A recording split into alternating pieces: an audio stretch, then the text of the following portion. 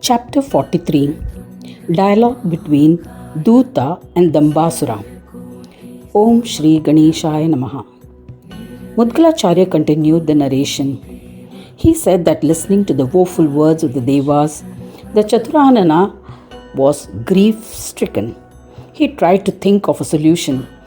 Though he was extremely wise, he was unable to find a way to protect the Devas. Hence, Vidhatha became distraught. He replied skeptically. He said, "Let us all pray together to Gajananana with devotion. As he is ingenious, he will favor the Devas. We are skilled at meditation and can worship him with single-pointed focus. Let us chant the single syllabled ekakshara mantra and invoke Vakra Tunda by offering oblations into the Yajna fire. He will be our saviour. There is no doubt about it." Mudgalacharya continued the narration. He said, "Obeying the instructions of Brahma Deva, all the Devas and Munis performed the puja of Vakra Tunda, observing the ordained rituals and with single-pointed focus.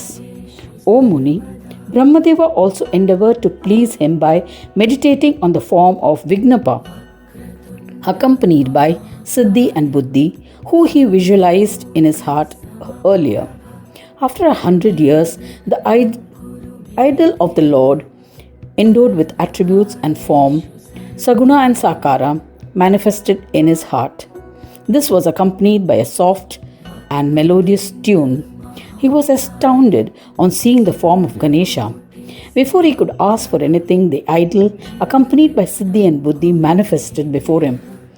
The majestic Vakra Tunda, pleased by his meditation and penance, said to Brahma, "O Pitamaha, consider me as your son, who has been created as a result of your meditation. Such a son is called Dhyanaja. During your previous penance, I had promised that I would incarnate as your son. I am fulfilling that promise now." When he saw Vakra Tunda along with Siddhi and Buddhi, Brahma Deva was ecstatic. Brahma Deva performed a Sashtang Pranam. He aspired to perform the puja of Siddhi and Buddhi. All the Devas and Rishis were astounded. The Devas and Rishis prostrated to him with wholehearted devotion.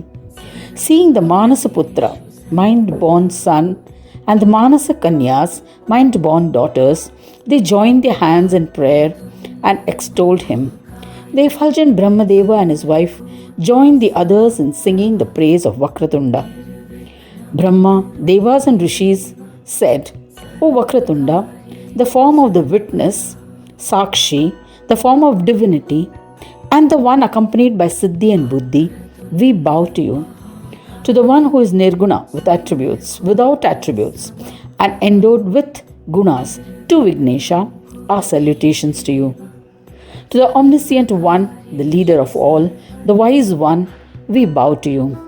To the one who is without a beginning, middle, and end, to the accomplished Deva, we bow to you. To the one with infinite prowess, to the one who deludes the creator of illusions, we bow to you. To the one who is a supporter of Maya and yet unaffected by Maya, we bow to you.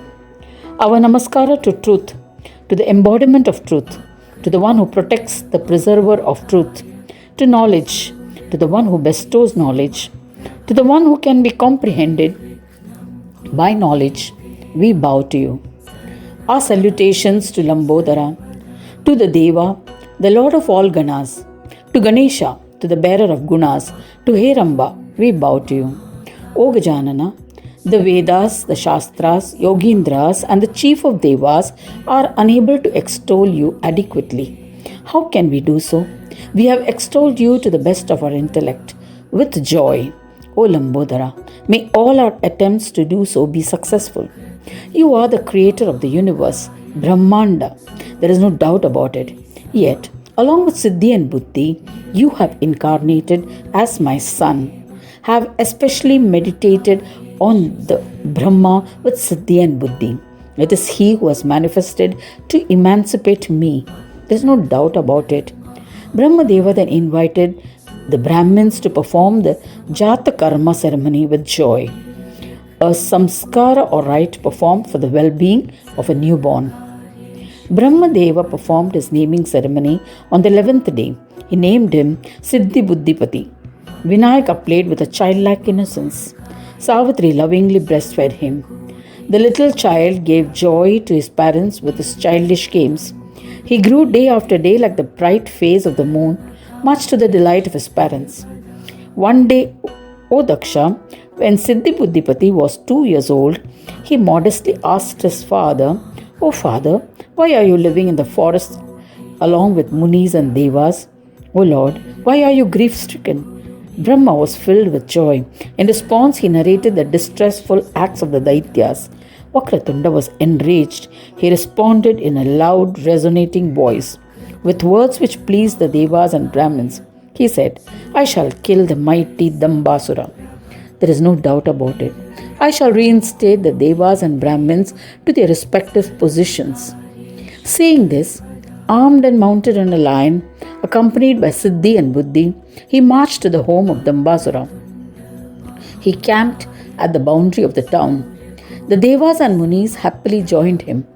Ganesha sent Indra as his Duta, messenger, with a message for king of the Daityas. The message was, "O Daityendra, conduct your duties as per your dharma, or else I shall kill you.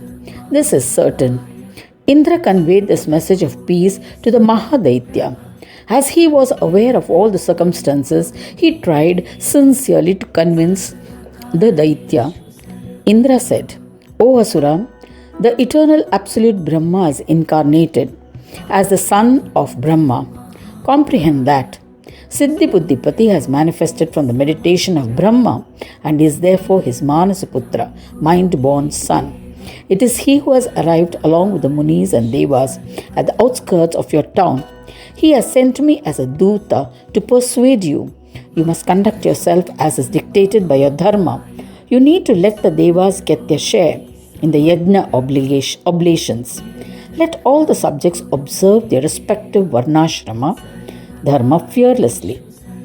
O Muni, the words of Indra infuriated Dambhasura.